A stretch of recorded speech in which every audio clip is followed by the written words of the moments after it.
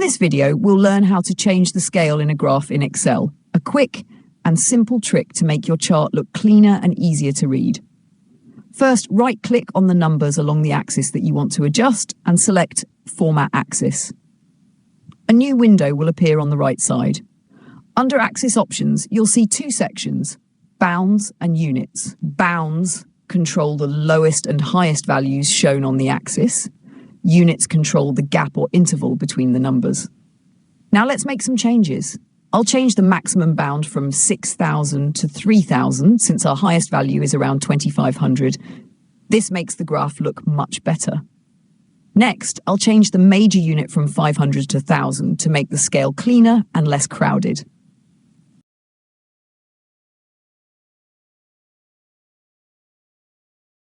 And that's it.